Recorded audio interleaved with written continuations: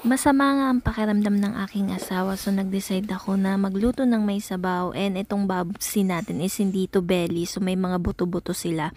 So ang ginawa ko, ginayat-gayat ko lang siya ng maliliit, tapos yung buto hindi ko na ginayat kasi masisira lang yung kutsilyo natin. And nag-ready na rin ako, naghiwa na nga ako dyan ng kamatis, sibuyas, at syempre ni-ready ko na rin at hinugasan ko na din yung siling haba.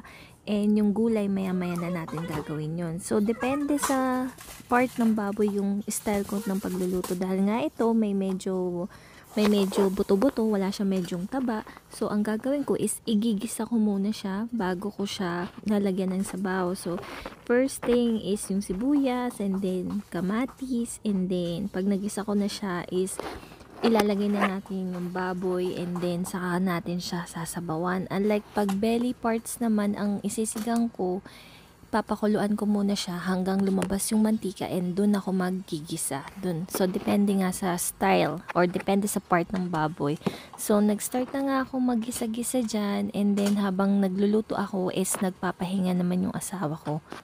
And alam nyo ba, lately ako na ulit yung nagluluto sa amin, kasi dati talaga yung asawa ko yung lagi nagluluto sa akin, and na-enjoy ko siya, lahat ng request ko na pagbibigyan ng asawa ko. So this time parang start ng 2024, talagang sabi ko sa sarili ko, ako naman yung magiging reyna ng kusina namin ngayon, o, diba?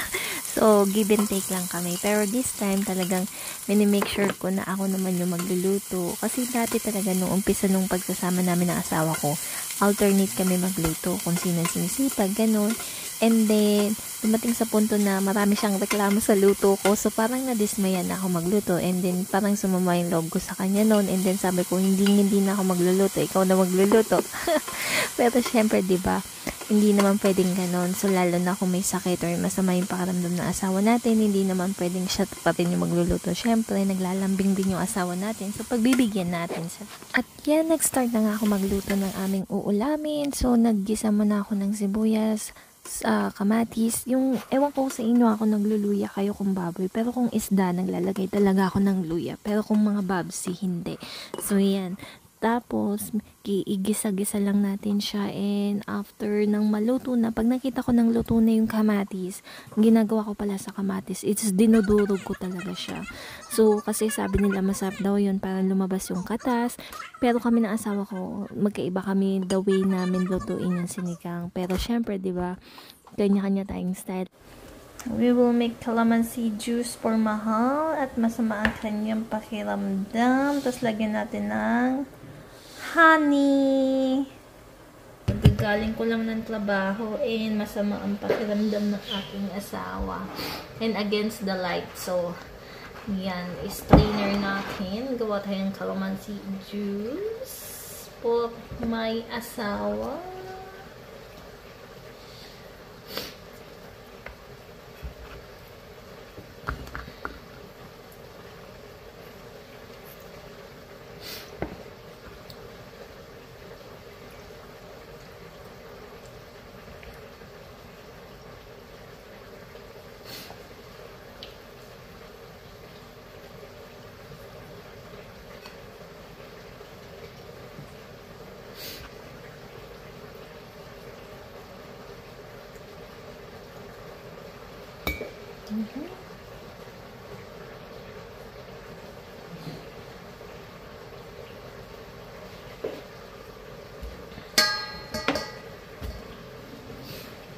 Lagyan natin ng honey.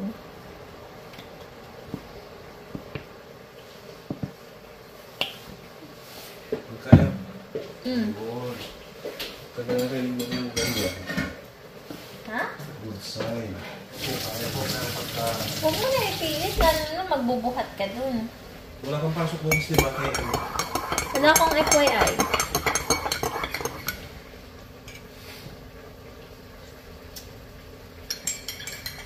wala naman akong magawa na dyan bukas.